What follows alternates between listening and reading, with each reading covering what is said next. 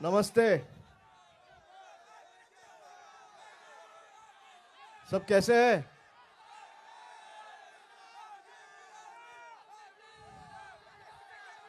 बैठ जाइए, बैठ जाइए। यहाँ पे चेयर है, सामने बैठ जाइए ताकि पीछे के लोगों को भी दिखाई दे। सुनाई तो सबको दे ही रहा है। आराम से बैठ जाइए ताकि सबको दिखाई दे।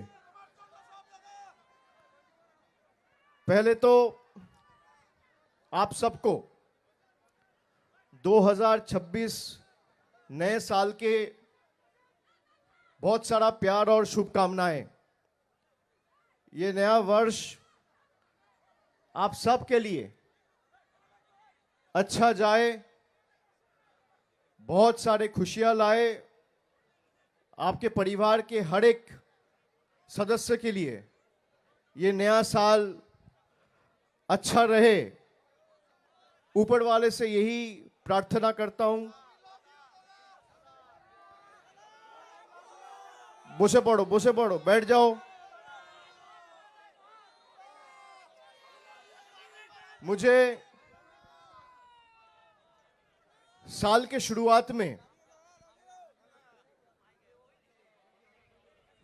शुरुआत में अलीपुरद्वार आने का मौका मिला, आप सबसे बात करने का मौका मिला, आप सबसे मिलने का मौका मिला। और आपने देखा है आबार जितबे बांग्ला, ये जो कैंपेन है, ये हमने कल से पूरा बंगाल में इसका शुरुआत किया है और ये सेकंड मीटिंग है। आज मैं लौट के जाऊंगा, फिर 2 दिन बाद बीरभूम जाऊंगा, फिर इधर वापस आऊंगा। एक बार कुछ बिहार जाना है, एक बार मालदा जाना है, दक्षिण दिनाजपुर जाना है, उत्तर दिनाजपुर जाना है। लेकिन क्यों मैं आज आपसे मिलने आया हूं, क्या बोलने आया हूं? सामने যারা আছে একটু বসে পড়ুন, পিছনে মহিলারা আছে, দেখতে অসুবিধা হচ্ছে। আমি অনুরোধ করব, আমি ঘুরে ঘুরে বলবো, সবাই দেখতে পাবে। सबको देखने का मौका मिलेगा। प्लीज बैठ जाइए, कुर्सी में बैठ जाइए और पीछे जो खड़ा है उसको देखने का मौका दीजिए। एक तो आपने देखा है पिछले 5 साल से, खास करके 2021 के चुनाव में भारतीय जनता पार्टी हारने के बाद जिस तरीके का तानाशाही बंगाल के आम जनता के ऊपर, चाहे वो अलीपुरद्वार के हो, कुछ बिहार के हो, चाहे वो हावड़ा के हो, चाहे वो मालदा के हो, चाहे वो कलकत्ता के हो, चाहे वो सिलीगुड़ी के हो, चाहे वो दुर्गापुर के हो, चाहे वो आसनसोल के हो, चाहे वो पुरुलिया का हो, चाहे वो मदनीपुर का हो। पहले बात आप जानते हैं कि 100 दिन का जो काम है मनरेगा, इसका 5 साल से पेमेंट ये बीजेपी सरकार ने बंद करके रखा है। मैं पहले अलीपुरद्वार के सभी भाई, माताएं, बहनें, बुजुर्ग, मित्र सबसे पूछना चाहता हूं, जहां पे पार्टी हारती है, क्या वहां पे प्रगति और डेवलपमेंट के काम बंद होना चाहिए? हाँ या ना, जरा बताइए भैया, ठीक से बताइए, हाथ ऊपर करके। अगर मान लीजिए तृणमूल कांग्रेस 2021 साल में अलीपुरद्वार के पांचों सीट में हम जीत नहीं पाए, हम हारे हैं। बाद में सुमन कांजीलाल हमारे पार्टी में आके शामिल हुआ है, बाद में मदारीहाट का बाई इलेक्शन में तृणमूल कांग्रेस को आपने जिताया है पिछली साल। लेकिन 21 का फल के हिसाब से आप अगर देखो, चुनाव के जो नतीजे आए थे 2021 में, पांचों सीट में तृणमूल कांग्रेस हारी थी। अब मैं आपको बताना चाहता हूं मैं हार से क्यों शुरू कर रहा हूं, क्योंकि यही डिफरेंस है, यही फर्क है बीजेपी और तृणमूल कांग्रेस का सरकार में कि बंगाल में बीजेपी हारी तो बंगाल के सारे पैसे बंद, बंगाल में बीजेपी हारी तो बंगाल के सारे पैसे बंद। अलीपुरद्वार में तृणमूल कांग्रेस हारा तो 5 साल में कोई बीजेपी का नेता कार्यकर्ता अगर मुझे दिखा दे कि भाई अलीपुरद्वार में, कालचिनी में, कुमारग्राम में या फलाकाटा में तृणमूल हारा है और एक मां को, एक बहन को लक्ष्मी भांडार नहीं मिला है, मैं आपके सामने मुंह दिखाने कभी नहीं आऊंगा। यही फर्क है बीजेपी में और तृणमूल में।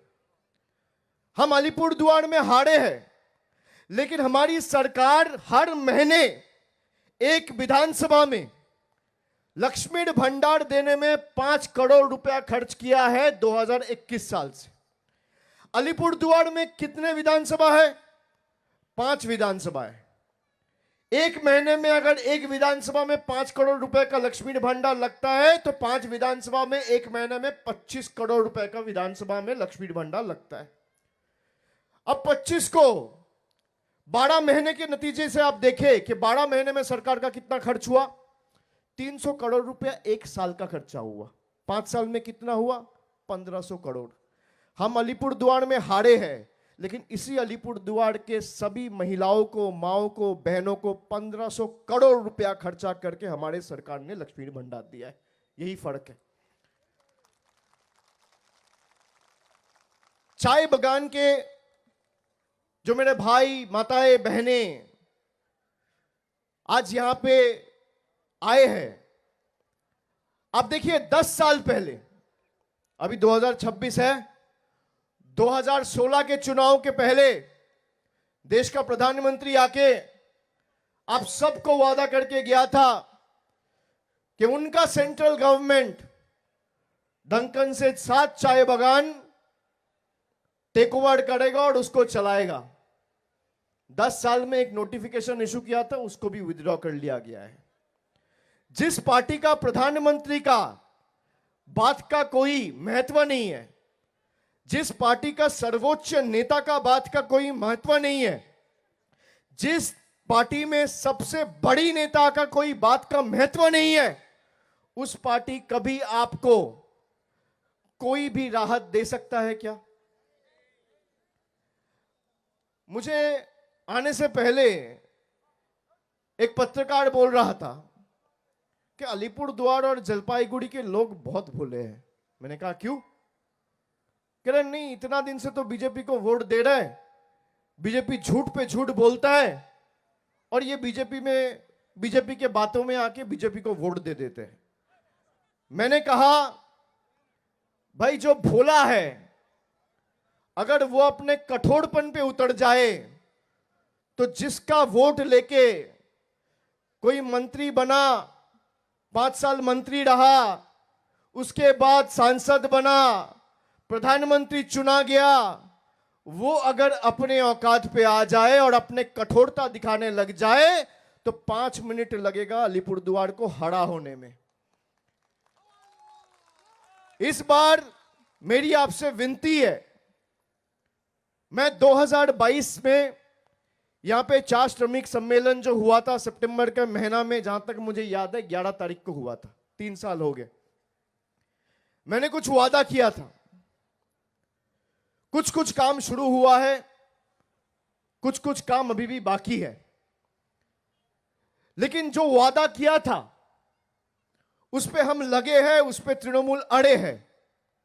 हमारी सरकार आपको वो जो भी कमिटमेंट सरकार की तरफ से माननीय मुख्यमंत्री ने या पार्टी की ट्रेड यूनियन के लोग, पार्टी के पंचायत के लोग या मैं आके खुद आपको वादा करके गया था, वो सारे वादे मैं निभाऊंगा। इसलिए मैं आपसे मिलने आया हूं। हम झूठ नहीं बोलते। मैं आज आके आपको 10 चीज बोल के दे दूं कि मैं ये कर दूंगा, वो कर दूंगा, ये हो जाएगा, वो हो जाएगा, और बीजेपी की तरह चुनाव के बाद भाग जाऊं, हम वो राजनीति नहीं करते। जो मैं कहता हूं सोच समझ के कहता हूं, और जो मैं कहूंगा आखिरी दम तक कोशिश करूंगा कि उसको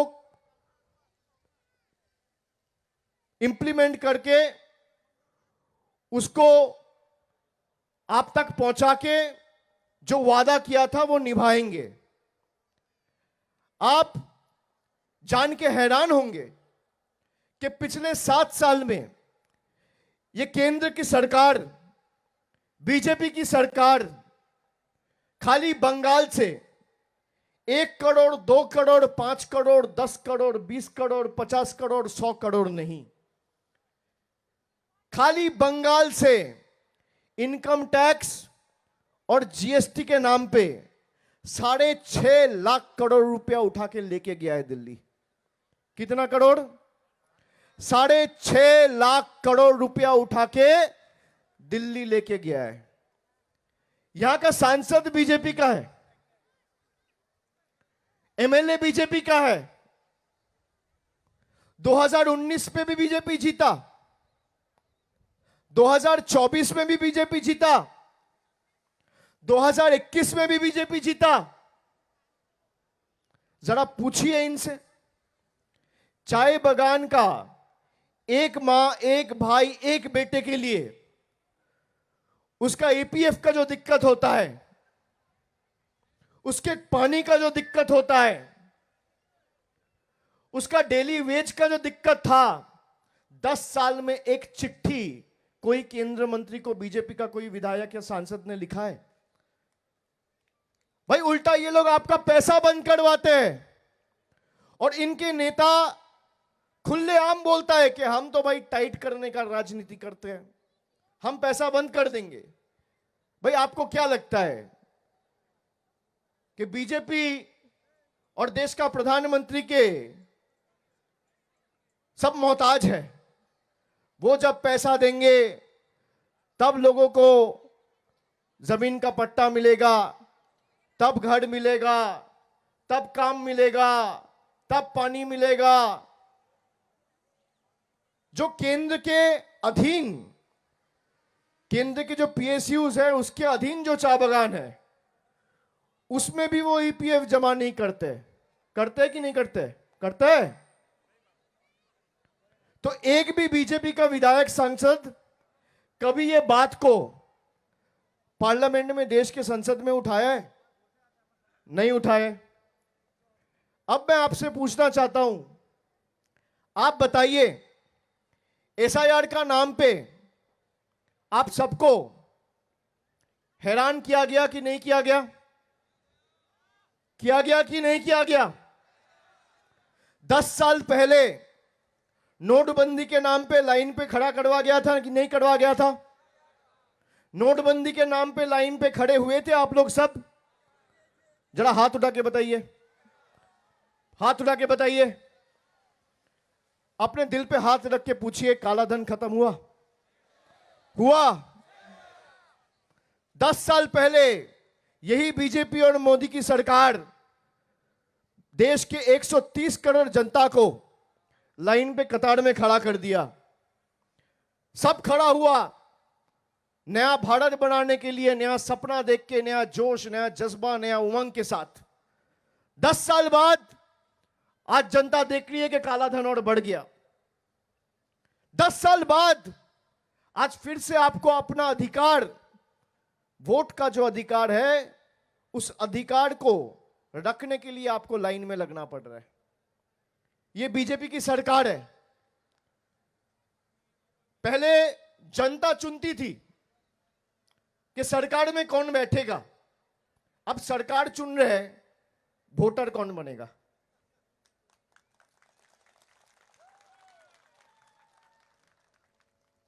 देश जब से स्वाधीन हुआ है तब से लेके आज तक जनता चुनती है कि सरकार में कौन बैठेगा, प्रदेश में कौन बैठेगा, एमपी कौन बनेगा, एमएलए कौन बनेगा। मोदी जी का सरकार चुन रहा है, मुझे वोट कौन देगा। आप सोचिए, इस सरकार को अगर इस बार उखाड़ के नहीं फेंके, और मैं ये क्यों कह रहा हूं, पूरा देश में 1500 राजनीतिक दल है और ये 1500 राजनीतिक दल में अकेला तृणमूल कांग्रेस का ताकत है बीजेपी को धूल चटाने का और हराने का। जहां पे पूरे देश में बीजेपी दूसरे प्रदेशों में जीत रहे, क्या कारण है बंगाल में सालों के साल बाद भी हर चुनाव आता है और बीजेपी हारता है? ये आप लोगों का ताकत है। मैं आप लोगों को बताना चाहता हूं, खास करके अलीपुरदुआर, जलपाईगुड़ी, आप लोग सालों साल बीजेपी को मौका दिया है और एक बार नहीं, दो बार नहीं, तीन बार नहीं, बार बार। अभी 2 महीना पहले अक्टूबर के महीने में जब फ्लड हुआ, कोई भी बीजेपी का नेता दिखा गया? कौन आया? कलकत्ता से दीदी आई। तृणमूल के लोग गांव गांव, घर घर पहुंचे, लोगों का मदद किया। हमारी सरकार घर दिया, जिन लोगों का दिक्कत हुआ, घर टूटा, रास्ता टूटा, नया पुल, नया ब्रिज बना के दिया 1 महीने के अंदर। आप बताइए 2024 में मोदी जी आए थे सभा करने? आए थे? नहीं, क्योंकि जब चुनाव होता है तभी खाली बीजेपी आता है। 24 में चुनाव था तो आए हैं, 26 में चुनाव है तो फिर आएंगे। अभी तक आए नहीं है लेकिन आएंगे जरूर। आप पूछिए 23 में आया? नहीं। 22 में आया? नहीं। 21 में आया? हाँ आया, क्योंकि 21 में चुनाव था। भाई चुनाव के 1 साल बाद मैं यहां पे आया, जब कोई चुनाव नहीं था, तब मैंने बोला, माल बाजार में मीटिंग किया और बोला कि भाई चाय बागान में अलग सा क्रेश बनना चाहिए, प्राइमरी हेल्थ सेंटर बनना चाहिए, चाय बागान के जो श्रमिक भाई है उनका डेली वेज बढ़ना चाहिए। हमें तो कोई जरूरत नहीं था चुनाव के पहले करते। 2022 में कौन सा चुनाव था? 2024 में लोकसभा था, उसके पहले करते। 26 में विधानसभा था, उसके पहले करते। लेकिन हमने किया है। सार्वजनिक जीवन में अगर कोई भी राजनीति करता है तो अगर जनता को आप कोई रिलीफ नहीं दे पा रहे, जनता का मदद नहीं कर पा रहे, तो मैं मानता हूं राजनीति में रहने का अधिकार आपको नहीं है।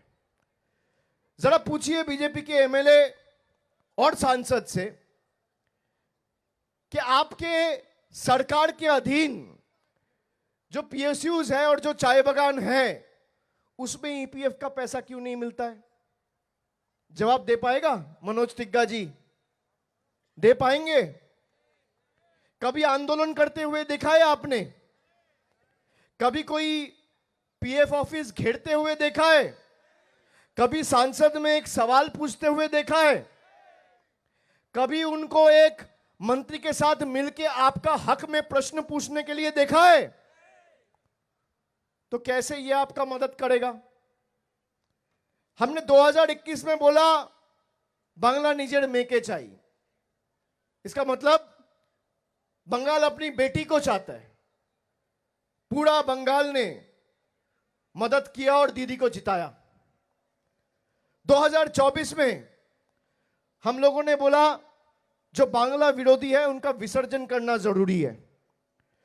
पूरा बंगाल ने फिर से तृणमूल को जिताया। बीजेपी का 18 सांसद था, 6 हार गए, 12 पे आ गए। लेकिन बीजेपी के सांसद और सांप एक है। आप अगर अपने घर के पीछे 1 सांप छोड़ दो, 2 सांप छोड़ दो, 18 सांप छोड़ दो या 12 सांप छोड़ दो, सांप तो सांप ही रहेगा। मौका मिलेगा तो आप ही को काटेगा।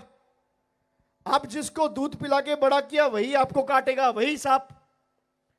तो इस बार भाई एक भी सांप नहीं रखना इस बंगाल का मिट्टी में, और खास करके इस अलीपुरद्वार का मिट्टी में।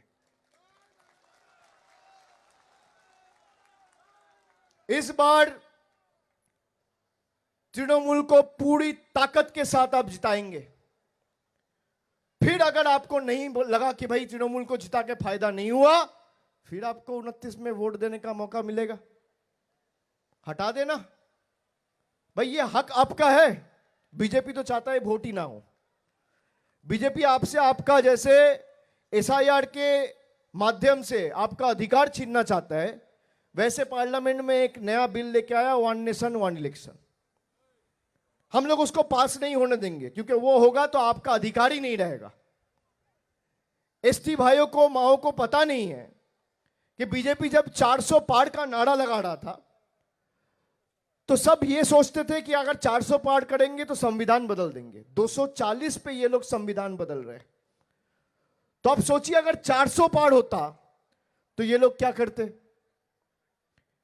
अभी 3 महीने पहले कॉन्स्टिट्यूशनल अमेंडमेंट लेके आया है, आप सबने देखा है। संविधान को बदलने का बिल लेके आया है अभी 3 महीना पहले। तो यही बीजेपी अगर 400 पे होता, आपका हर अधिकार आपसे छीन लिया गया था। भाई आप मेरे को बताइए, मुझे हो सकता है कोई पार्टी अच्छा लगे, बुरा लगे, आपका अधिकार आपसे कोई छीन सकता है क्या? आप बताइए, एसआईआर का नाम पे बुजुर्गों को जिस तरीके से हैरान किया जा रहा है, 80 साल, 85 साल, 90 साल, कोई 75 साल, इसका जवाब अलीपुरद्वार नहीं देगा क्या? नहीं देगा, नहीं देगा। एसआईआर तो हर जगह हुआ है, हुआ है, हुआ है कि नहीं हुआ है? कहीं भी आपने देखा है ऐसे लोगों को टॉर्चर करते हुए? खाली बंगाल में किया जा रहा है, क्योंकि ये लोग बीजेपी को वोट नहीं दिया है। भाई अगर हम लोग जिद्दी स्वभाव के लोग हैं, मुझे पता नहीं आप लोग कितना जिद रखते हैं, बीजेपी का जितना जिद है उसका 10 गुना जिद तो मेरा है। और ये जिद के आगे ही बीजेपी झुकता है और डरता है। तो वो अगर सोचता है कि भाई आपका पानी रोक के, आपका आवास रोक के, आपका पैसा रोक के, आपका वोटाधिकार छीन के आपको सबक सिखाएंगे, तो आने वाला दिन एक बार फिर से लाइन में खड़ा हो कि ईवीएम का बटन दबा के उनको सबक सिखाने का समय अब आ गया है।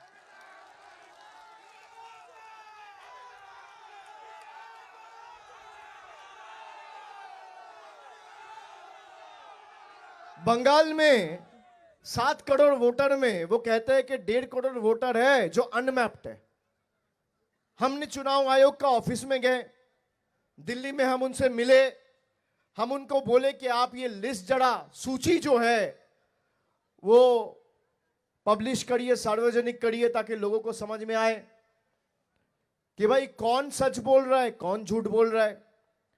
मान लीजिए आपका बूथ में अगर ऐसे 20 लोग हैं जिसका नाम में कोई गड़बड़ है, तो उसका सूची निकलना चाहिए कि नहीं निकलना चाहिए? निकलना चाहिए। तो बीजेपी का दम क्यों नहीं हो रहा है, इलेक्शन कमीशन का दम क्यों नहीं हो रहा है सूची सार्वजनिक करने का? क्योंकि ये लोग जिसका अधिकार है बिन बताए उसका अधिकार छीनना चाहता है। हम लोग नहीं देंगे। ये अधिकार हम लोग को बाबा साहेब अंबेडकर ने दिया है, मोदी जी, अमित शाह ने नहीं दिया है। देश का संविधान दिया है। ये संविधान को जो लोग बदलना चाहते हैं, संविधान के ऊपर वार करके संविधान को मिटाना चाहते हैं, वो खुद ही देश से मिट जाएंगे, वो खुद ही चूर चूर हो जाएंगे। और जो लोग बीजेपी के नाम पे, बीजेपी का कहने पे आम जनता को गुमराह कर रहे हैं, खास करके वैनिश कुमार कौन है पता है? जिंदा लोगों को भूत बना देते हैं। इससे बड़ा जादूगर मैंने आज तक पूरे देश में नहीं देखा। पीसी सरकार से भी बड़ा जादूगर। भाई जिंदा लोगों को भूत बना दिया। कल आपने देखा, मैंने अपना स्टेज पे चलवाया, कह रहा ये लोग मर गए। हुगली में, डांकुनी में हमारा पार्टी का एक काउंसिलर है, उसको दिखा दिया है डेड। वो आराम से घूम रहा है, बैठ रहा है, काम कर रहा है, उसको दिखा दिया है डेड, मर गया है। ये वैनिश कुमार का जादू है। भाई एक जादू अगर वैनिश कुमार दिखाए तो एक जादू आपको भी दिखाना पड़ेगा। क्या जादू दिखाएंगे? नहीं, जब बीजेपी के लोग आपके घर पे जाएंगे तो उनको बोलना कि दादा वोट तो इस बार आप ही को देंगे। बोलेंगे? बोलेंगे? बोलना वोट आप ही को देंगे, आप निश्चित रहो, एकदम बेफिक्र रहो, वोट आपको देंगे। और जिस दिन चुनाव देने का, मतदान करने का दिन होगा, उस दिन लाइन में खड़ा होकर जोड़ा फूल को वोट देना है। तो उनको लगेगा भाई क्या मैजिक हो गया, सब तो बोला था कि कमल पे वोट देंगे, जोड़ा फूल में कैसे वोट हो गया। भाई ज्ञानेश कुमार अगर मैजिक दिखा सकता है तो अलीपुरद्वार के लोग भी मैजिक दिखा सकता है, और यही मैजिक हमको करके दिखाना है। रास्ते में चलते हैं तो ट्रैफिक सिग्नल देखे है ना, देखे भाई 3 लाइट होता है, एक होता है लाल, एक होता है ऑरेंज, और एक होता है हरा। लाल का मतलब क्या है? रुकना, कि एक बार लाल आता है तो रुक जाओ। ऑरेंज का मतलब क्या होता है? क्या? तैयार हो जाओ या धीरे जाओ। और हरा का मतलब क्या होता है? दौड़ो। दौड़ो। तो अलीपुरद्वार हरा होना चाहिए, तभी अलीपुरद्वार दौड़ेगा। हरा करना पड़ेगा, ये आप सबका जिम्मेदारी है। अगर हरा करने के बाद भी काम नहीं बना तो फिर आपको 3 साल बाद मौका मिलेगा। भाई आप अपना वोटाधिकार, आप अपना वोट का हक देके जिसको मन चाहे उसको चुनना, कोई रोक टोक नहीं है। आपने बीजेपी को इतना बड़ा मौका दिया। मैं ये आपको कह रहा हूं कि मान लीजिए 2 मॉडल है पूरा स्टेट में, 2 मॉडल है, एक है बीजेपी का मॉडल, एक है तृणमूल का मॉडल। ये 2 ही तो मॉडल है। अब 2 मॉडल में देखिए बीजेपी क्या कह रहा है। बीजेपी कह रहा है हमें वोट दो या तो हम पैसे रोक देंगे। तो आपको तय करना है कि आप झुकना चाहते हैं या सबक सिखाना चाहते हैं। जो लोग झुकना चाहते हैं वो बीजेपी को वोट दे, और जो लोग सबक सिखाना चाहता है वो लोग को तृणमूल को जिताना पड़ेगा बीजेपी को सबक सिखाने के लिए। और तृणमूल का मॉडल है कि आप हमें नहीं भी जिताएंगे तो सरकार को जो काम करना चाहिए सरकार वो करती रहेगी, चाहे वो पानी हो, चाहे वो रास्ता हो, चाहे वो आपका आवास हो, चाहे वो अस्पताल हो, कुछ भी हो। सरकार का जो काम है, सरकार की तरफ से जितने भी स्कीम थे, चाहे वो लक्ष्मी भंडार हो, कन्याश्री हो, स्वास्थ्य साथी हो, बीजेपी के लोग कहते हैं ममता जी की सरकार हमें यहां पे आयुष्मान भारत शुरू करने नहीं दिया। आप लोगों को पता है आयुष्मान भारत शुरू करने के लिए क्या करना पड़ेगा? किसी को पता है? आपके घर में अगर एक टीवी होगा तो आपको आयुष्मान भारत नहीं मिलेगा। अगर ममता जी का सरकार चाहता है कि मैं आयुष्मान भारत शुरू करूं तब स्वास्थ्य साथी को बंद करना पड़ेगा। लेकिन आयुष्मान भारत उन्हीं लोगों को मिलेगा जिनका घर में टीवी नहीं है, जिनका घर में रेडियो नहीं है, स्मार्टफोन नहीं है, बाइक नहीं है, लैंडलाइन नहीं है, पक्का दीवार नहीं है, उनको आयुष्मान भारत मिलेगा। और हमारा स्वास्थ्य साथी, चाहे आपका घर में रेडियो हो, टीवी हो, हाथ में फोन हो ना हो, घर में लैंडलाइन हो ना हो, घर में फ्रिज हो ना हो, बंगाल के 10 करोड़ लोगों को स्वास्थ्य साथी नो क्वेश्चन आस्क्ड सबको मिलता है। आप बताइए क्या चाहिए? स्वास्थ्य साथी चाहिए कि आयुष्मान भारत चाहिए? जरा उनको बोलिए कि आप पूरा रूल बदल दीजिए, आप यूनिवर्सल कर दीजिए कि घर में फ्रिज हो, स्मार्टफोन हो, रेडियो हो, टीवी हो, स्कूटर हो, मोटरसाइकिल हो, सबको आयुष्मान भारत मिलेगा। हो तो भी मिलेगा, नहीं हो तो भी मिलेगा। हम कल से शुरू कर देंगे। लेकिन अगर आप आयुष्मान भारत शुरू करते हैं तो 10 करोड़ में 9 करोड़ लोगों को नहीं मिलेगा, खाली 90 लाख लोगों को आयुष्मान भारत मिलेगा। आपको मंजूर है? मंजूर है? यह बीजेपी का जुमला है। इसीलिए इस बार सबक सिखाने का चुनाव है। हर चुनाव आता है जहां पे लोग वोट देके चुनता है। मैं कह रहा हूं इस बार वोट देके चुनने का चुनाव तो है ही, उसके साथ बीजेपी को सबक सिखाने का चुनाव है। सबक कैसे सिखाएंगे आप? भाई तृणमूल को हर बूथ से 10 वोट, 20 वोट, 50 वोट से जिता के नहीं होगा।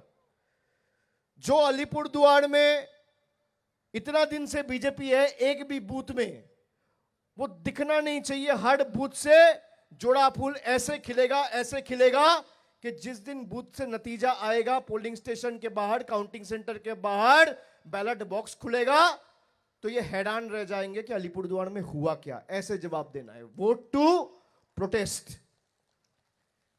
आप जवाब ऐसे देंगे कि इनको साफ कर दीजिए, उखाड़ के फेंकना पड़ेगा, तभी ये सबक सीखेंगे। 11 साल से एक सरकार सत्ते में है, 11 साल।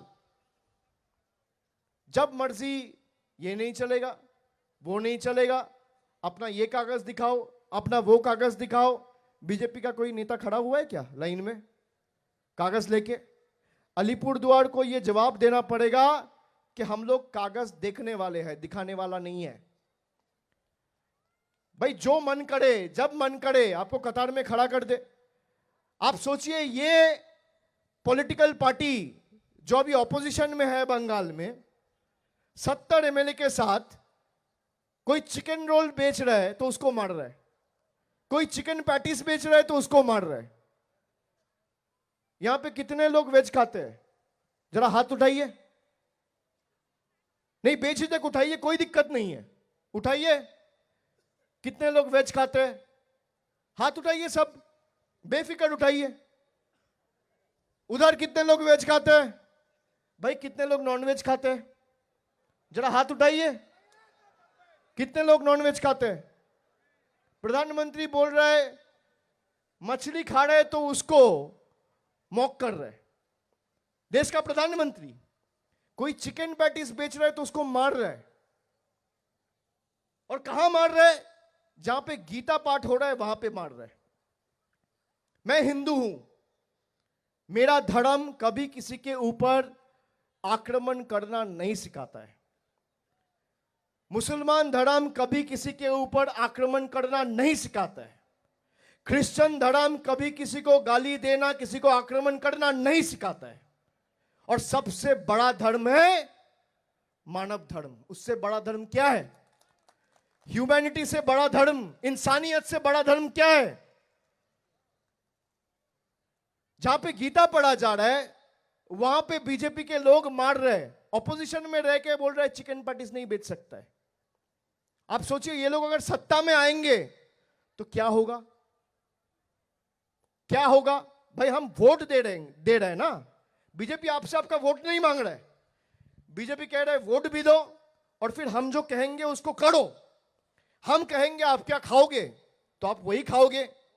हम कहेंगे आप क्या पहनोगे तो आप वही पहनोगे। हम कहेंगे आप किस रास्ते से चलोगे तो आप उसी रास्ते से चलोगे। हम कहेंगे आप कौन सा कपड़ा पहनोगे, किससे बात करोगे तो आप उसी से बात करोगे और उसी ढंग का कपड़ा पहनोगे। ये लोकतंत्र है क्या? आप बताइए, ऐसी पार्टी को इतना सा जगह इस मिट्टी में मिलना चाहिए? मिलना चाहिए? किस मुंह से आता है ये वोट मांगने? बीजेपी के लोग जब आपके पास आए कि भाई मोदी जी का हाथ सख्त करिए, मोदी जी को जिताइए, पहले बोलिए उनको 11 साल का रिपोर्ट कार्ड लेके आओ। बोलो तृणमूल कांग्रेस रिपोर्ट कार्ड लेके आए, तुम्हारे रिपोर्ट कार्ड कहां है? पहले रिपोर्ट कार्ड लाओ फिर वोट मांगो। हम उन्नाव ने पांचाली करके घर घर रिपोर्ट कार्ड दिया है कि तृणमूल ने 15 साल में क्या किया है। पिछला बार जब चुनाव हुआ था 10 साल का रिपोर्ट कार्ड घर घर पहुंचाया गया था। इस बार भी 15 साल का सरकार का काम और सरकार का जितना भी लोगों को सुविधा मिला है सारा सूची बना के घर घर दिया जा रहा है।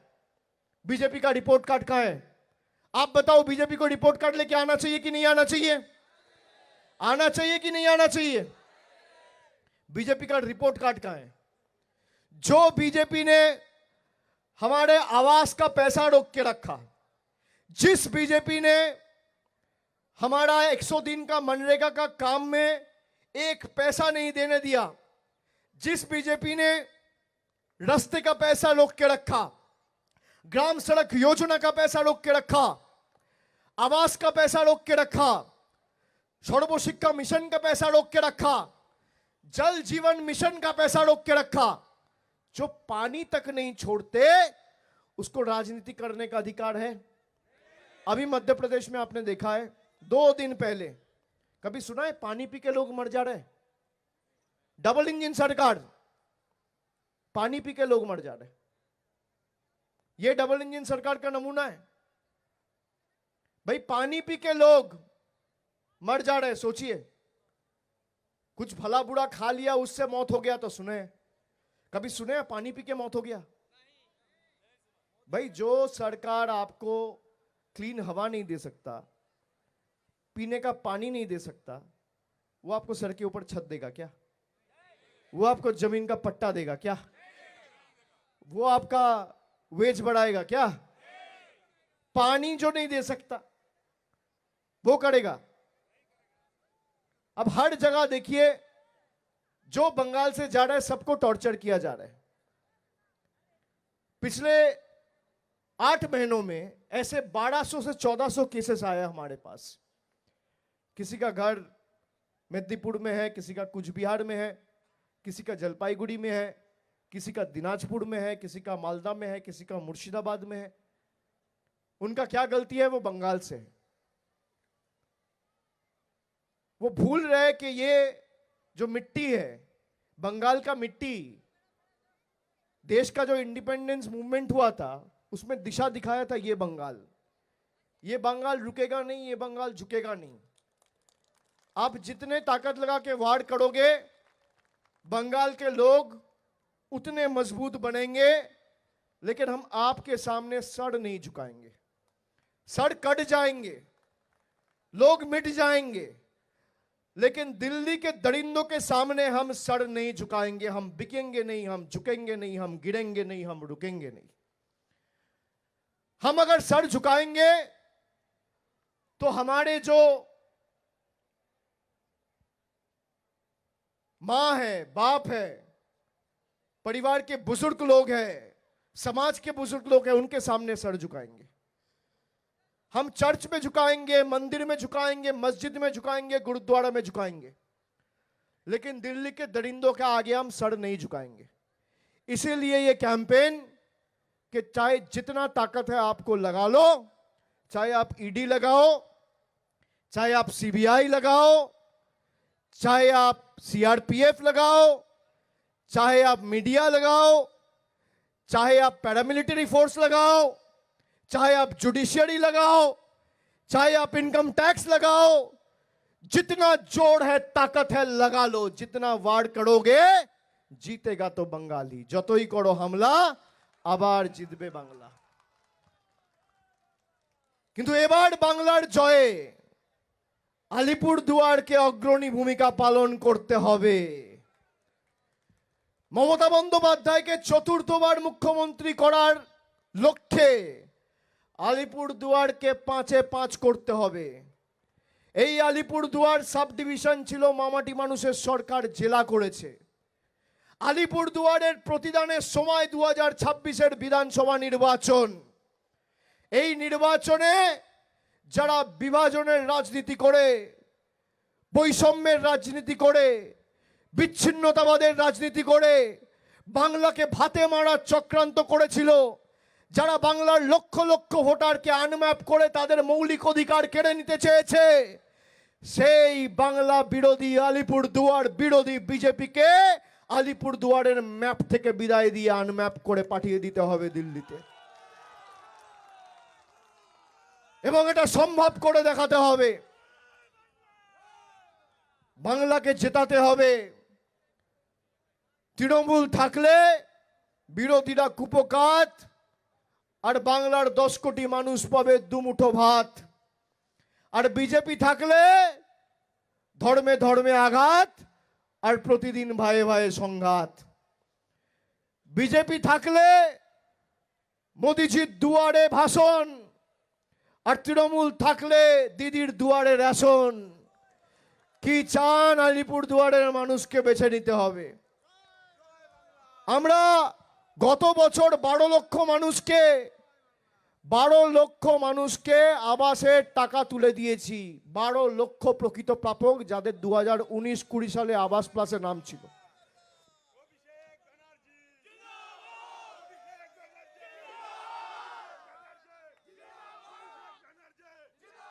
আমরা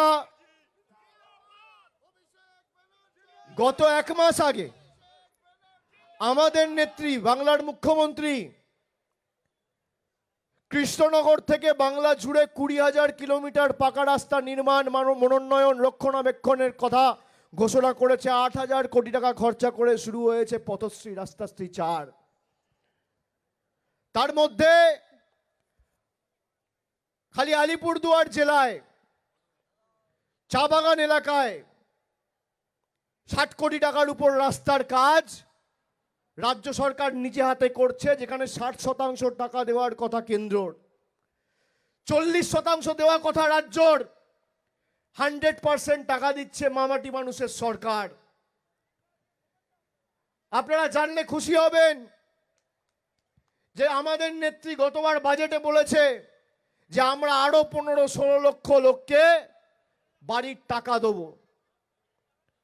এই বাড়ির টাকায় 60% দেওয়ার কথা মোদী সরকারের, তারা দিচ্ছে না কেন? বাংলায় বিজেপি জেতেনি। বাংলা থেকে টাকা নিয়ে গিয়ে উত্তরপ্রদেশ, বিহার, গুজরাটে খরচা করছে, আর রোজ একটা করে ব্রিজ বিহারে ভাঙছে, মহারাষ্ট্রে ভাঙছে, গুজরাটে ভাঙছে। আপনি মাথা খাটিয়ে দেখুন, গত 10 বছরে কোথাও বিজেপির পার্টি অফিস ভাঙতে দেখেছেন? কোথাও বিজেপির অফিসের একটা বিল্ডিং ভেঙে পড়তে দেখেছেন? দেখেননি। কিন্তু ব্রিজ ভাঙছে, রাস্তা ভাঙছে, বিমান দুর্ঘটনা হচ্ছে, রেল দুর্ঘটনা হচ্ছে, শয়ে শয়ে মানুষ মারা যাচ্ছে, কিন্তু বিজেপির কোনো হেলদোল নেই। তার কারণ এদের কিচ্ছু যায় আসে না, এদের কাছে মানুষের প্রাণের কোনো মূল্য নেই। আমরা জিতি হারি আলিপুর দুয়ারে, প্রত্যেকটা প্রাণ আমাদের কাছে মণিমুক্তর মতো। আলিপুর দুয়ারকে এবার কথা দিতে হবে। যদিও আমি ধন্যবাদ জানাই, তার কারণ চা বাগান এলাকায় যে 400-450 বুথ রয়েছে, 50%-এর উপর তৃণমূল কংগ্রেস এবার জিতেছে। আমি আপনাদের কৃতজ্ঞতা জানাই, ধন্যবাদ জানাই, অভিনন্দন জানাই, আমার প্রণাম জানাই। কিন্তু 50%টা এবার 100% করতে হবে। 450-এর উপর যে বুথ রয়েছে, প্রত্যেকটা বুথ থেকে তৃণমূল কংগ্রেসকে জেতাতে হবে। তবেই বিজেপিকে শিক্ষা দিতে পারবেন, তবেই এরা শিক্ষা পাবে। একটা বুথ ছাড়লে চলবে না। তবেই এরা বুঝতে পারবে যে বাংলার মানুষের যদি টাকা বন্ধ করি, বাংলার মানুষ যদি গর্জে ওঠে, তাহলে আমাদের বিপদ রয়েছে। আপনি যদি প্রতিঘাত না করেন, তাহলে আগামী দিন, এখন আপনার ভোটাধিকার কাটছে, কালকে আপনি বাড়ি থেকে যাতে বেরোতে না পারেন তার ব্যবস্থা বিজেপি করবে। এরা এই লক্ষ্মীর ভাণ্ডার বন্ধ করতে চেয়েছিল কুচবিহারে। দীপা চক্রবর্তী বলে এদের একজন ভাইস প্রেসিডেন্ট 2024-এর নির্বাচনের প্রাক্কালে ভাষণ দিয়ে বলেছিল লক্ষ্মীর ভাণ্ডার বিজেপি এলে বন্ধ করে দেবে। আজও বিজেপি তার বিরুদ্ধে কোনো ব্যবস্থা নেয়নি। আপনি দেখুন, বিহারের নির্বাচন হয়েছে, 1.5 মাস আগে রেজাল্ট বেরিয়েছে, বলেছিল বিজেপি সরকার এলে সবাইকে 2 লক্ষ টাকা করে লোন দেওয়া হবে, মহিলাদের 10,000 টাকা দিয়েছে, নির্বাচন শেষ, টাটা বাই বাই। মহারাষ্ট্রে বলেছিল লক্ষ্মীর ভাণ্ডার সবাইকে দেবে, খালি ভেরিফিকেশনের নাম করে নির্বাচনের ফল ঘোষণা হয়েছে, বিজেপি জিতেছে, আর ভেরিফিকেশনের নাম করে 70 লক্ষ মহিলাকে তালিকা থেকে বাদ দিয়ে দিয়েছে, তারা টাকা পায় না। আর আমাদের সরকার নো কোয়েশ্চেন আস্কড, কোনো এলিজিবিলিটি ক্রাইটেরিয়া ছাড়া বাংলার প্রতিটি মায়েদের, প্রতিটি বোনেদের লক্ষ্মীর ভাণ্ডারের টাকা দিচ্ছে। 2,32,00,000 মায়েদের বোনেদের টাকা দিচ্ছে সরাসরি ডাইরেক্ট ব্যাংক ট্রান্সফারের মাধ্যমে। আমি আজকে এসছি শুধুমাত্র আপনাদের সাথে একতরফাভাবে আমি বলে চলে যাব তা নয়। আমি আমার কথা বললাম।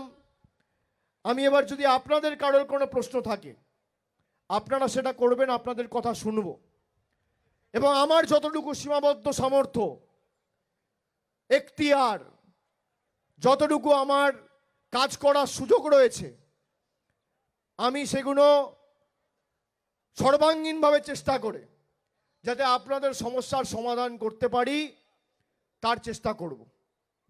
কারোর যদি কোনো প্রশ্ন থাকে, এখানে কি এগুলো ও আগে থেকে প্রশ্ন চলে এসছে, চলো ফির তুম শুরু করো।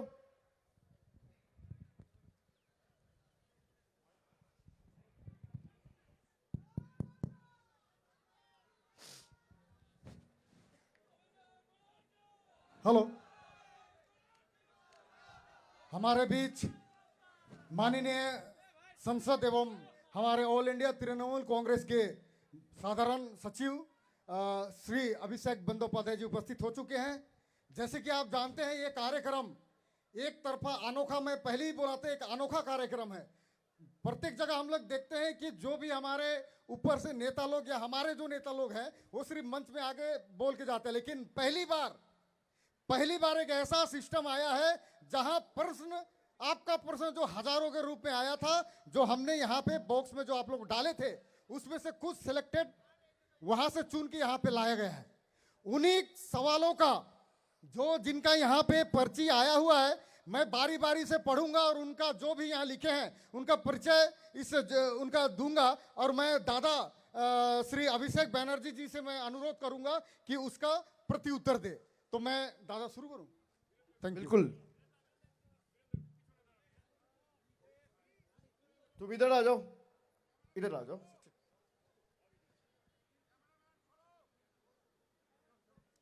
तो मैं यहां कुछ पर्ची आए हैं उसमें से मैं एक खोल रहा हूं।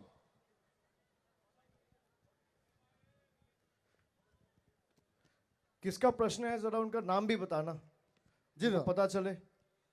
ये प्रश्न रीता तेरवा बहनी ने लिखा है, अलीपुरद्वार विधानसभा कालचिनी ब्लॉक कालचिनी से। तो अगर है तो उनका वो हाथ खड़ा कर दे। प्रश्न मैं ही पूछूंगा आपके माध्यम, आपका बिहाफ में, आपकी ओर से। अच्छा, वो आप है ना, तो उनका आपका ही क्वेश्चन मैं दादा को पूछ रहा हूं। मेरे पति घर के इकलौते कमाने वाले हैं, वे दुबई में मजदूरी करते हैं। इस शहर के समय वो यहां आ नहीं पाए, इसलिए उन्हें अभी हियरिंग के लिए बुलाया गया है। अभी ना तो उनको कंपनी से छुट्टी मिल सकती है और ना ही भारत लौटने में उसके पास इतना पैसा है। यहां बीएलओ बोल रहा है अगर आप नहीं आते हैं, यानी कि आपके पिता नहीं आ पाते हैं, तो उनका नाम वोटर लिस्ट से हटा दिया जाएगा। तो हमारा इसमें क्या गलती है? साहब हम गरीब हैं, उनका यह प्रश्न है। पहले तो एक चीज सबको समझना होगा कि ऐसे जोर जबरदस्ती किसी का नाम वोटर लिस्ट से काटा नहीं जा सकता। और कोई अगर यहां रहता नहीं है और बाहर रहता है और काम के सिलसिले में वो आ नहीं पाएंगे क्योंकि उनको छुट्टी नहीं मिलेगा, आने जाने का जो खर्चा लगेगा वो अलग से देना पड़ेगा, वो कंपनी के लोग देंगे नहीं। तो पहला चीज़ जो समझना है कि अगर मेरे इलेक्टोरल रोल में नाम है तो जोर ज़बरदस्ती चुनाव आयोग वो नाम काट नहीं सकता है। उसके साथ साथ आप अगर बाहर रहते हैं तो एक जैसे न्यू वोटर के केस में फॉर्म 6 फिल करना पड़ता है, तो उसी हिसाब से आप अगर बाहर हो जहाँ पे आपके पास वैलिड इंडियन पासपोर्ट है और आप बाहर वीज़ा लेके वर्क वीज़ा में काम कर रहे हैं या बाहर किसी सिलसिले में गए हुए हैं, मान लीजिए जो पढ़ने गए हैं उनके लिए भी एप्लीकेबल है, आप वो पासपोर्ट का कॉपी और वीज़ा के साथ कॉन्सुलेट में अटेस्ट करके फॉर्म 6A फिल कीजिए और वो आप सीधा यहाँ पे भेजिए बाय मेल, ठीक है। और उसका फोटोकॉपी आप ज़रूरत पड़े तो अलग से आप इलेक्शन कमीशन को देंगे, बीएलओ को देंगे, ईआरओ को देंगे और डीईओ को देंगे। कोई भी ऐसा ताकत नहीं है जो जोर जबरदस्ती आपका नाम काट दे। अगर कोई बीएलओ ने बोला है कि नहीं आएगा तो नाम काट दिया जाएगा। आप एक कंप्लेन करिए ईआरओ को बीएलओ का नाम पे, ऐसे बोल नहीं सकते, ये अनकॉन्स्टिट्यूशनल है। अगर वो आ नहीं पाएंगे तो पासपोर्ट के साथ फॉर्म 6A फिल करके वीजा के साथ अटेस्ट करके कॉन्सुलेट का स्टैंप लगा के भेज दीजिए, नाम होगा, फिर वो आके वोट भी देंगे। ठीक है, कोई दिक्कत होगा तो हमारे वहां पे जो कैंप बैठा है, हर बूथ हर जीपी में हमारे कैंप है। अगर शहर इलाका है तो हर वार्ड में तृणमूल के कैंप है, वहां पे जाके भी एक कॉपी जमा दीजिए ताकि हम लोग भी अपने हिसाब से उसको फॉलो अप कर पाए। चिंता करने का कोई बात नहीं है। दूसरा अगला प्रश्न।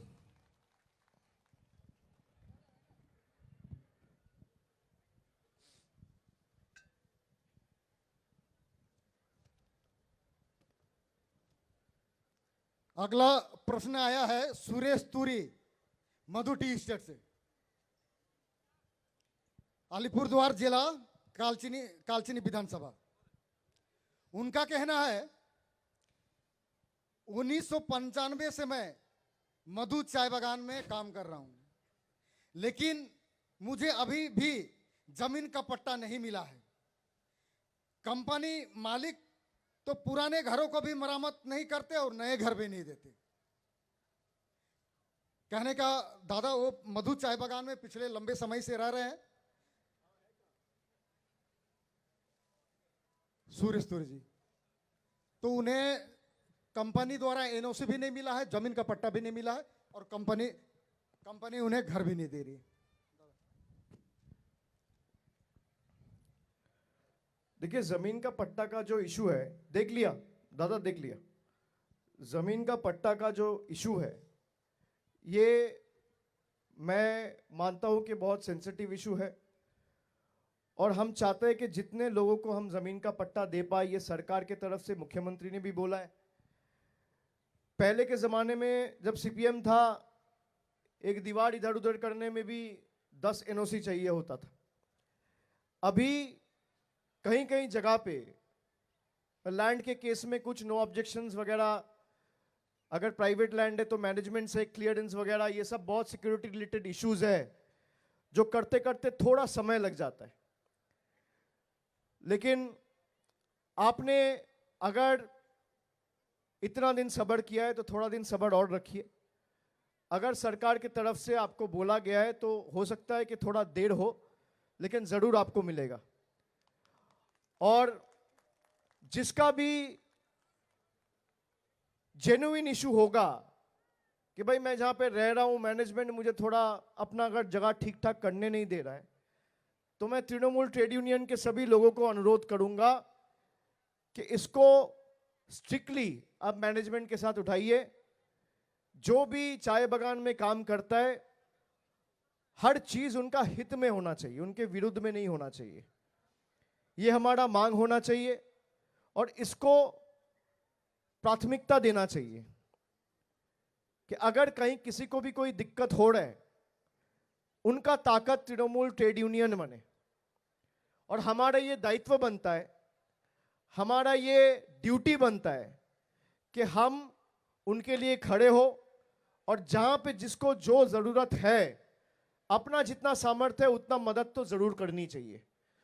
तो जितने लोग ट्रेड यूनियन के साथ जुड़े हैं, मेरा सबसे निवेदन है, आग्रह है कि कहीं भी किसी को दिक्कत होता है तो उसको लगना चाहिए कि मेरे लिए, मेरा आवाज बनने के लिए तृणमूल ट्रेड यूनियन के लोग मेरे साथ चट्टान की तरह खड़ा है। ये मेरा आग्रह रहेगा।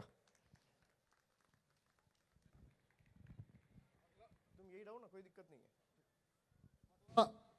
अगला प्रश्न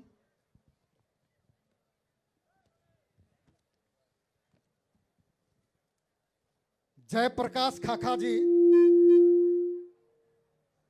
जयप्रकाश खाखा, सुबह मधु चाय बागान, अलीपुरद्वार, कालचिनी।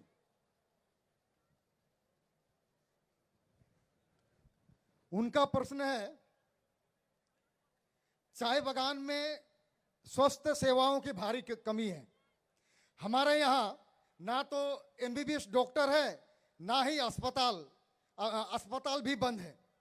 कई तरह की बीमारी होने पर उन्हें पैरासिटामोल जैसे एक दवाई मिलती है, और साधारण बीमारियों के लिए हमें कभी 15 किलोमीटर दूर लोथाबाड़ी या 40-50 किलोमीटर दूर अलीपुरद्वार हॉस्पिटल जाना पड़ता है। इसके लिए भी चाय बागान के पास एम्बुलेंस की सुविधा नहीं है सर। मुझे ये चीज़ पता चला है, और आज नहीं, ये मुझे 2-4 महीने से मेरे पास ये फीडबैक आया। मुझे यहाँ के ज़िला के जो पार्टी के लोग हैं सब ने मुझे फीडबैक दिया, ट्रेड यूनियन की तरफ से भी मेरे पास फीडबैक आया। और 2022 में जब मैं आया था, मैंने बोला था कि हम लोग कोशिश करेंगे कि जितना ज़्यादा से ज़्यादा प्राइमरी हेल्थ सेंटर हम बना सके हम बनाएंगे। हमने 54 प्राइमरी हेल्थ सेंटर के, आप बैठ जाओ, 54 प्राइमरी हेल्थ सेंटर के वादे किए थे। उसमें से 14 ऐसा हेल्थ सेंटर है जो ऑपरेशनल है, लेकिन डॉक्टर्स का या नर्सेस का कमी एक जगह से, मतलब ये हर जगह का प्रॉब्लम है, क्योंकि डॉक्टर तो आप किसी को भी लगा नहीं सकता है। तो डॉक्टर्स का कमी ऐसे ही स्टेट में है, लेकिन स्टेट कोशिश कर रहा है। और इसको लेके मेरा मुख्यमंत्री से भी बात हुआ है। उन्होंने भी अपने ऑफिसर्स को, डिपार्टमेंट को ये डायरेक्शन दिया है कि जल्द से जल्द, जितना जल्दी हो पाए, ये सारे जो पीएचसीज बने हैं एम्बुलेंस के साथ, ये पूरा फुल एंड फ्लेजेड फंक्शनल हो, और हर पीएचसी में डॉक्टर से लेके, नर्स से लेके, जितने भी मेडिकल फैसिलिटीज रहना चाहिए, 10-10 बेड के साथ, जितना से जितना जल्दी ये हो पाए। और आज जाने के बाद फिर मैं इसको टेकअप करूंगा। आपने ये सवाल पूछ के अच्छा किया। मैं यहां से जाने के बाद इसको फिर से एक बार टेकअप करूंगा। मैंने पहले ही कहा कि हमने अगर आपसे कुछ वादा किया, हो सकता है उसको निभाने में थोड़ा सा समय लगे, 2 महीना, 4 महीना, 6 महीना, 1 साल टाइम लगे, लेकिन उसको निभाएंगे जरूर। देर हो सकता है, लेकिन हम झूठ नहीं बोलेंगे, हम झूठे वादे नहीं करेंगे। देखिए, ये जितने भी चाय बागान है, खास करके जो आप देखोगे सेंट्रल का पीएसयूज के अधीन है, जैसे एंड्यूल के जो चाय बागान है, वहां पे केंद्र को बनाने चाहिए। जो प्राइवेट मैनेजमेंट रन कर रहे हैं, वहां पे प्राइवेट होना चाहिए। लेकिन आपने स्टेट को बोला, आपका उम्मीद दीदी से है, तृणमूल से है, मामटी मानुष का सरकार से है। तो हम लोग कोशिश कर रहे हैं कि इसको जल्द से जल्द करके, जहां जहां पे डॉक्टर्स और नर्सेस की शॉर्टेज है, उसको इमीडिएटली एड्रेस करके जितना जल्द हो पाए हम लोग इसको टेकअप करके इसका समाधान करेंगे। आप बेफिक्र रहो। दादा, अगला क्वेश्चन है राजेश उरांव, कुमारग्राम, अलीपुरद्वार जिला, विधानसभा भी कुमारग्राम है। उनका सवाल है, राजेश उरांव है क्या? अरे सब एक साथ खड़े होंगे तो देख लिया दादा, बैठ जाइए। उनका सवाल है, रोजाना मजदूरी जो है, डेली रेट वेज जो है कई सालों से कम है, हमारी मजदूरी बढ़ाने के लिए सरकार क्या कर रही है?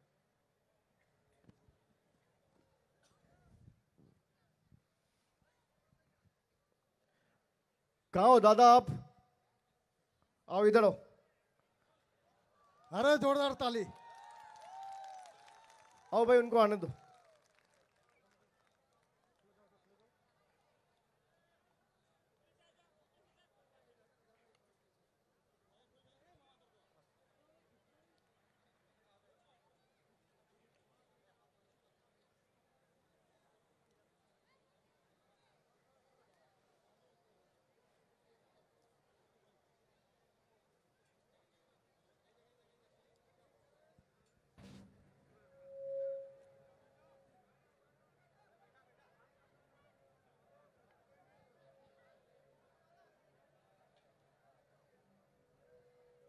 चलो मैं आ जाऊं उधर।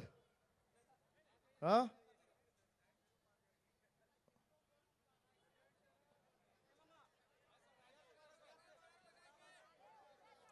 आइए आइए। कैसे है? नव वर्ष की शुभकामनाएं। चलिए बताइए क्या दिक्कत है, आप माइक पे बताइए। मेरा यही दिक्कत है जे मैं तो बोलूंगा आज का जो अलीपुर द्वार में आपसे मिलके शुभकामना बोले जे आज नया साल में आप कभी और हमारे यही गर्व है जो मैं आज जे आपके सामने चाय बागान के विषय से लेके दो बात रख सक रहा हूँ। ये मैं भाग्य हूँ, मेरा नसीब जो आपके सामने आए। मैं हर चाय बागान का जो परिस्थिति है आज ये चाय बागान में जो हम लोग का 14 दफा दाबी बोलता है मालिक, जो एग्रीमेंट था आज 14 दफा दाबी हम लोग खाली सुन रहा है। अभी चाय बागान में सिर्फ एक पेमेंट मिल रहा है सर, सूखा 250 रुपया। हम लोग को जो चाय बागान को वर्कर को जो 4 लकड़ी मिलना चाहिए, आज जंगल में लकड़ी वर्कर को जाने के लिए बाधा है डिपार्टमेंट से। लेकिन आज चाय बागान में क्या हो रहा है, वो लकड़ी हमारा 2.5 पिल के वर्कर को मिलता था, वो लकड़ी में भी वंचित है। उसके बाद में जो कच्चा हाउस, पक्का हाउस तो अभी नहीं दे रहा है, लेकिन अभी लेबर को वो कच्चा हाउस भी नहीं मिल रहा है। कुछ कुछ बागान में साधारण एक पॉलीथीन का यूज कर रहा है, तो लेबर क्या हालत में रह रहा है सर। उसके बाद में जो मेडिकल का है, जो मेडिकल का दिखाता है वर्कर को जो एग्रीमेंट है, वो मेडिकल में भी आज हॉस्पिटल से एक दवा नहीं मिल रहा है। इमरजेंसी अगर टेडबैक इंजेक्शन होता है, किसी को काट जाता है, तो ऐसा हॉस्पिटल में टेडबैक भी इंजेक्शन नहीं मिल रहा है सर, उसको भी खरीद के लेने पड़ता है। और ऐसे सब बागान है जो 40 किलोमीटर 42 किलोमीटर है चाय बागान, एक पहाड़ी इलाका में है सर।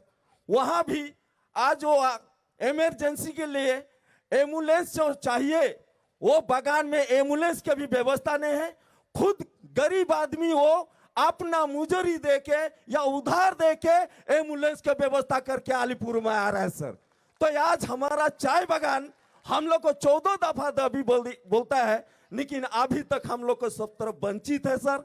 ये आशा है सरकार से, मैं हमारा चाय बागान के जितने भी हमारा जो वंचित होते जा रहा है, दिन दिन में पानी के तरफ से वंचित है ये लेके, और उसके बाद में हमारा जो स्कूल शिक्षा, आप जो बोले थोड़े हमारा कोई बुजुर्ग गाड़ी के लिए, आज एक बुजुर्ग जो आइन का हिसाब से हमारा ट्रैक्टर में पत्ती जाना चाहिए फैक्ट्री में, लेकिन आज हम लोग को एक पशु को गिनती के हिसाब हमारे बच्चों को ट्रैक्टर में स्कूल भेज रहा है, तो हमारा क्या हालत में रख रहा है सर।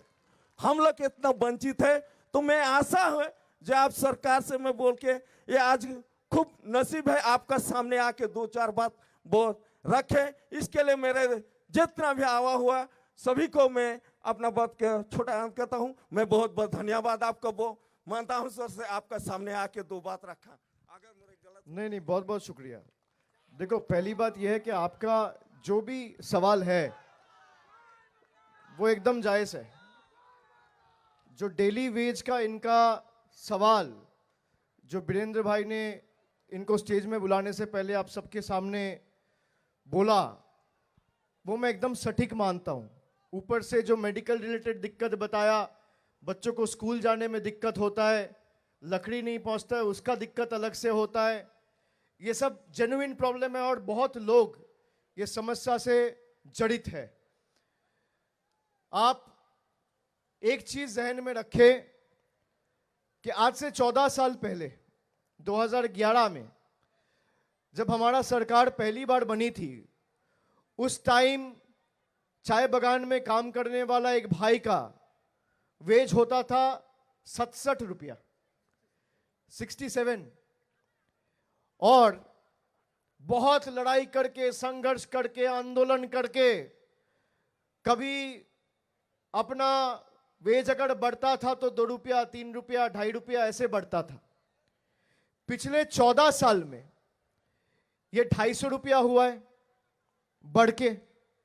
पिछला बार जब मैं आया था तो 232 रुपया था, सीधा 18 रुपया बढ़ा, 250 हुआ। मैं आपसे झूठ नहीं कहूंगा, पहले ही बोला है कि हम मर जाएंगे, आपको झूठे वादे नहीं करेंगे, लेकिन मैं मानता हूं कि 250 रुपए में घर संसार परिवार नहीं चलता है।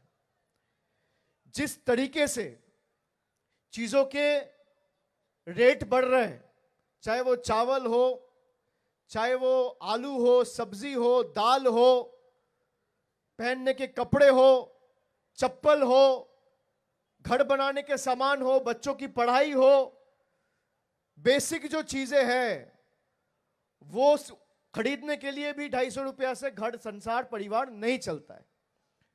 तो मैं इतना कर सकता हूं कि आपको यह वादा करके जाऊंगा कि आने वाले 3-4 महीने में जब दीदी का सरकार बनेगा चौथी बार, तो मेरा पहला प्रायोरिटी रहेगा अलीपुरद्वार। और मैं 1 महीना के अंदर यहां फिर से जरूरत पड़े तो आऊंगा, या तो दल के तरफ से सीनियर किसी को भेज के एक ट्राइपार्टाइट मीटिंग, जहां पे सरकार की प्रतिनिधि, जहां पे लेबर यूनियन के लीडरशिप हो और साथ में चाय बागान के मैनेजमेंट के एक रिप्रेजेंटेटिव, तीनों मिलकर ट्राइपार्टाइट मीटिंग होगा। और कम से कम चाय बागान में आपका 250 से 300 रुपया डेली वेज हो, यह मैं सुनिश्चित करूंगा। यह मेरा वादा है आप सबसे।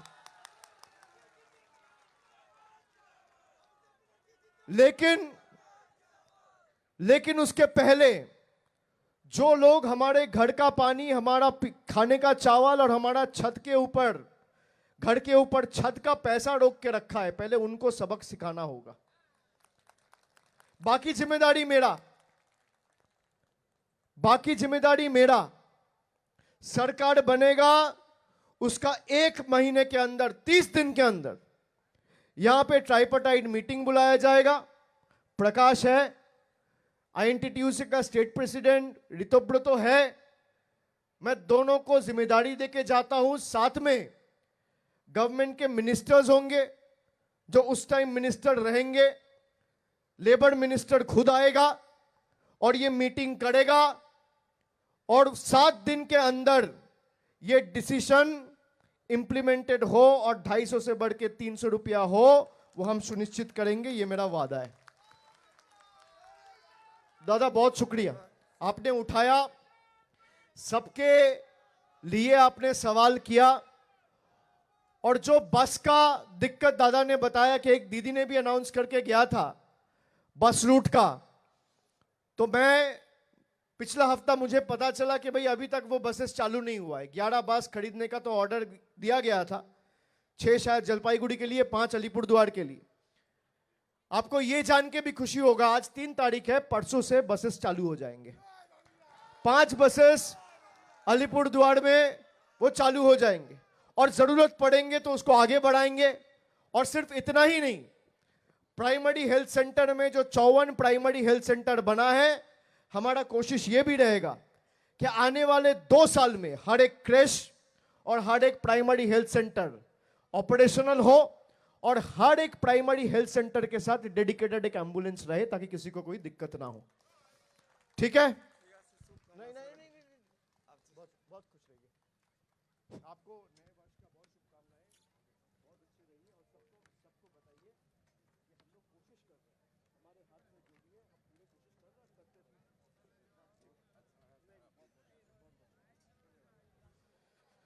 धन्यवाद। अगला सवाल। दादा अगला सवाल विधानसभा कुमारग्राम से कोहिनूर चाय बागान से आया हुआ है। संगीता उरांव है क्या? संगीता उरांव, अच्छा संगीता उरांव, ठीक है। आपका जो भी प्रश्न है मैं पूछ रहा हूं आपका प्रश्न को मैं पूछ रहा हूं। उनका प्रश्न है, मेरा देवर की जो पत्नी है, कुछ महीने पहले बच्ची हुई है, उनकी पत्नी हर रोज बच्चे को लेकर चाय बागान में काम करने जाती है। हमारे यहाँ चाय बागान में क्रेज बनने के बाद बहुत दिनों से चल रही है, लेकिन अभी तक बना नहीं है। चाय बागान में सांप, जंगली जानवर और बहुत सारे खतरे बना रहता है, और महिलाएं अपने बच्चों को पीठ में लेकर काम करती है। सरकार इस विषय में क्या व्यवस्था ले सकती है? इसका पहले वाला जो प्रश्न था उसी का अंत में मैंने बताया, ये संगीता जी का प्रश्न है, तो मैंने उसमें बताया कि जितना भी पीएचसीज और क्रेश है जो गवर्नमेंट के तरफ से पिछले 2 साल में बनाया गया है, ये सारे क्रेशेस और पीएचसीज को आने वाला 2 साल में हम फुल्ली फंक्शनल बनाएंगे। और सरकार इसके लिए बच्चों को रहने में कोई तकलीफ ना हो, स्टेट के तरफ से अलग महीने में 1 लाख रुपया का असिस्टेंस भी दिया जा रहा है। ये जो 90-95 क्रेशेस बनने थे उसमें से शायद कितना 30 या 35 वीरेंद्र, अभी कितना क्रेशेस ऑपरेशनल है यहाँ पे? 34 क्रेशेस ऑपरेशनल है और बाकी सबको मतलब जो बन गया है वहां पे आपको नर्सेस चाहिए, लोग चाहिए जो बच्चों को देख के रखे, सब कुछ फुल्ली ऑपरेशनल। हम लोग जितना जल्द, 2 साल मैक्सिमम लिमिट में मांग रहा हूं, हो सकता है 6 महीना में ये हो जाए, हम लोग पूरा कोशिश करेंगे और बच्चों को कोई दिक्कत ना हो, ये मैं पूरा सहमत हूं आपसे। और मैं बहुत सहानुभूति से ये समझता हूं कि जब कोई चाय बागान में काम करने जाता है तो छोटा बच्चे को कंधे में ले जाना और साथ में चाय की पत्ती उठाना, दोनों एक साथ कितना मुश्किल हो सकता है। इसीलिए 2022 में जब मैं माल बाजार में आया था तब मैं आप ही लोगों का सलाह लेकर ये अनाउंस करके गया था कि हमारे सरकार इस लक्ष्य में काम करेगा। तो इस पे भी मैं ऑलरेडी लेबर मिनिस्टर से बात किया हूं, जरूरत पड़े तो 1 हफ्ते में मैं उनको एक बार अलीपुरद्वार भेजूंगा, मेरा पार्टी का कोलीग है, मैं उनको भेजूंगा। यहाँ पे जो भी दिक्कत होगा पार्टी के लोग, यूनियन के लोग, लेबर मिनिस्टर के साथ बैठ के इसको जितना जल्दी एड्रेस कर सकता है करिए। और साथ में मैं कलकत्ता वापस जाके इसको तुरंत उठाऊंगा और जितना जल्द इसका समाधान हो पाएगा मैं अपने हिसाब से पूरा कोशिश करूंगा। ठीक है संगीता जी? हाँ बोलूं?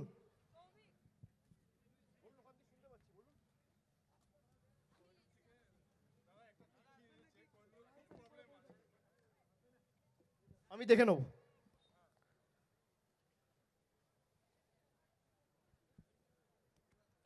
और है क्या? दवा है। अगला सवाल कुमारग्राम के रायडक से आया हुआ है, सलातुन निसा है क्या? है, वो उपस्थित है? चलो अब सवाल बोल दो।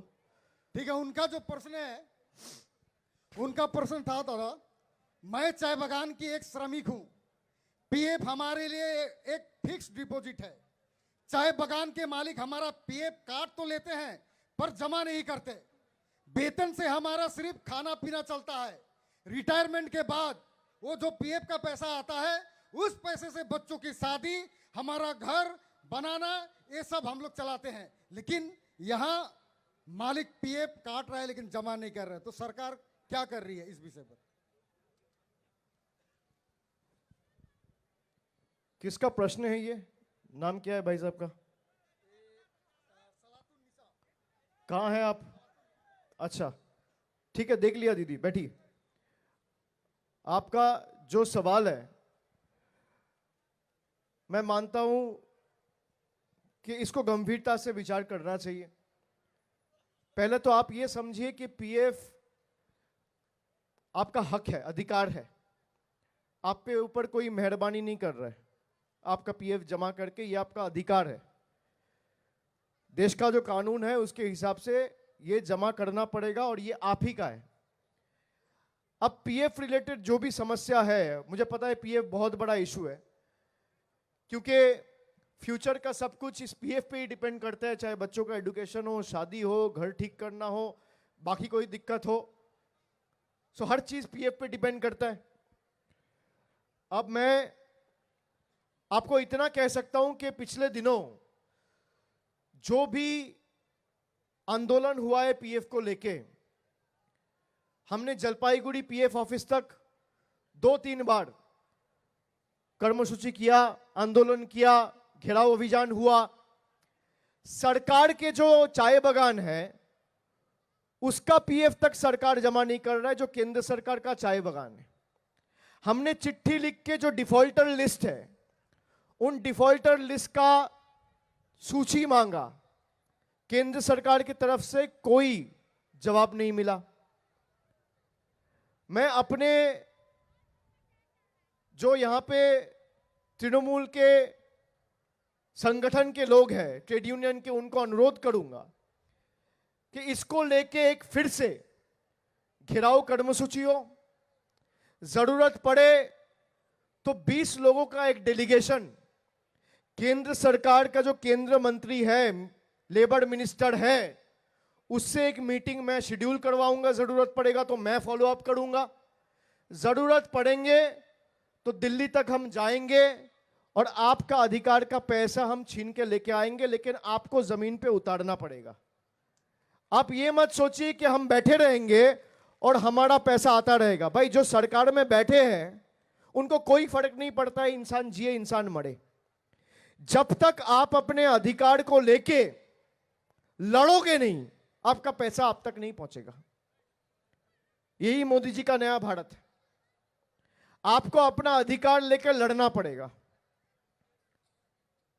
जिस मुद्दे पे आप लड़ोगे, सरकार वो काम करेगी।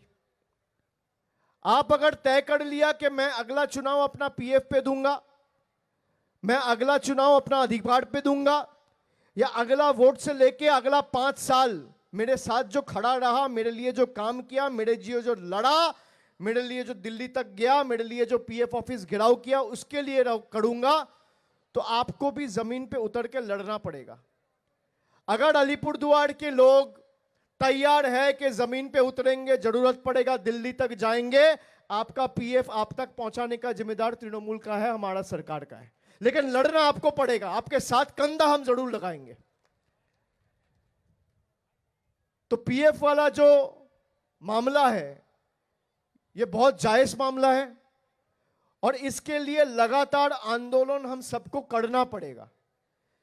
जहां पे एंड्यूल का जो सेंट्रल गवर्नमेंट का पीएसयू है, उसका पीएफ का ड्यू है 10 करोड़ रुपया। आप सोचिए, केंद्र सरकार का कंपनी वो आपको पीएफ नहीं दे रहा है। कैसा जुमलेबाज सरकार है। और इन्हीं लोग को अलीपुरद्वार के लोग वोट देके चुन के भेजे थे, किसी को विधायक, किसी को सांसद। तो इस बार आपको जमीन पे उतर के लड़ना भी है और चुनाव में करारा जवाब दोनों देना है। तो आपका पीएफ का मुद्दा भी होगा और आपको अपना अधिकार भी मिलेगा।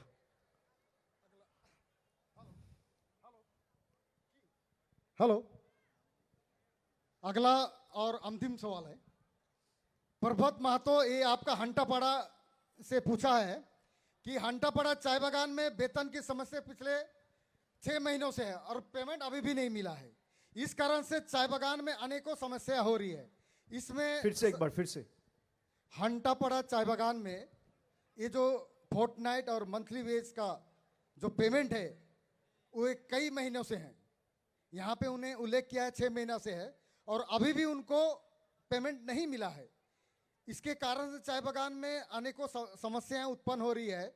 इसके लिए इसलिए आपसे विनम्र निवेदन है कि आप इस पर ध्यान दें। ये पेमेंट क्यों नहीं मिल रहा है? एक ऐसा बहुत सारा चाय बागान है जिसमें फोर्टनाइट पेमेंट और मंथली पेमेंट जो है कंपनी बोलती है फिनेंशियल क्राइसिस, जिसके कारण से पैसा एडजस्टमेंट भाई काम किया है तो पैसा देना पड़ेगा। आप लोग जाओ कंपनी से बात करो, एडमिनिस्ट्रेशन से जरूरत पड़ेगा डेपुटेशन दो, इसको टेकअप करो। गरीब आदमी अगर काम किया है उसको अपना पैसा, हक का पैसा तो देना ही पड़ेगा। ये हम लोग को उठाना चाहिए और हम लोग को ये इमीडिएटली जरूरत पड़े कंपनी के खिलाफ आप एक कंप्लेन भी डालो। अगर काम कराए तो पैसा कैसे नहीं देगा, वो उसका हक का पैसा है, देना ही पड़ेगा।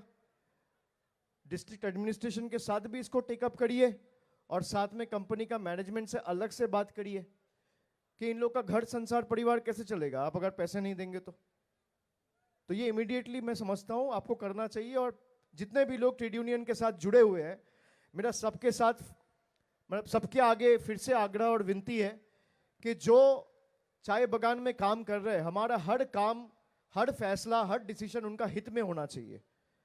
चाहे उसके लिए हमें जिससे लड़ना पड़े हम लड़ेंगे, लेकिन एक गरीब आदमी काम करेगा, उसको अपना हक का पैसा नहीं मिलेगा, उस कंपनी के पास काम नहीं, पैसा नहीं है बोल के तो काम क्यों करवाया?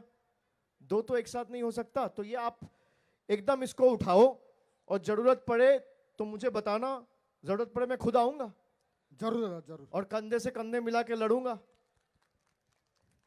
दादा ऐसे तो हजारों प्रश्न आए हैं, लेकिन कुछ प्रश्नों का ही उत्तर अभी दादा के द्वारा यहाँ लाइव में लिए हम लोग, लेकिन बाकी प्रश्नों का इनका जिनका जिनका प्रश्न था वो बाकी प्रश्न हमारे दादा ले जाएंगे और उनका फोन नंबर है, फोन के यहाँ पे द्वारा एक सवाल मैं दिख रहा हूँ, कोई लिखा है I did not get money for my marriage. कौन है जिसको शादी में पैसा नहीं मिला? आपका नाम है मिक नगाड़िया, नगसिया। मिक नगसिया कहाँ हो? विवेकानंद 2 GP कहाँ है? आपका शादी का पैसा नहीं मिला? किधर? क्या हुआ? शादी का पैसा नहीं मिला? नहीं मिला? अप्लाई किया था? कहां अप्लाई किया था?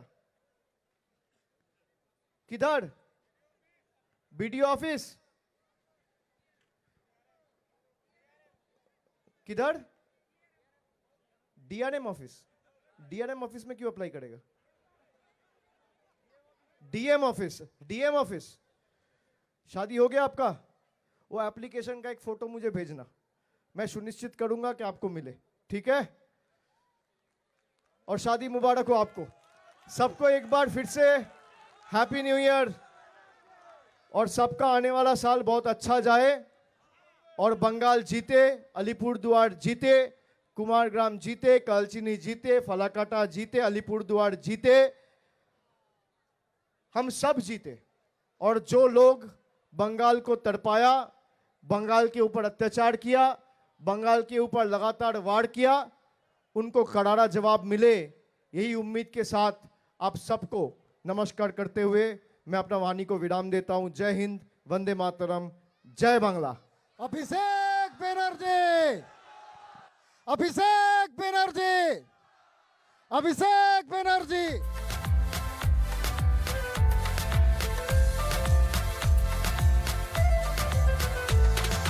তোমার হাতে সারা বাংলা আছে সুরক্ষিত জানি আজ, তোমার পাশে আছি আমরা সবাই, এগিয়ে চলো যুবরাজ। তুমি মোদের পথের সাথী, চলেছি একই সাথে, তুমি সকল বাংলার আশা, বেঁচে থাকার আশ্বাস। আছো তুমি সবার সাথে, থাকো তুমি সবার পাশে, সেনাপতি তুমি বাংলার যুবরাজ, হাসি মুখে বলি আজ। ও তুমি অভিষেক সাহসানে সেনাপতি, বাংলার ভরসা শুধুই তুমি,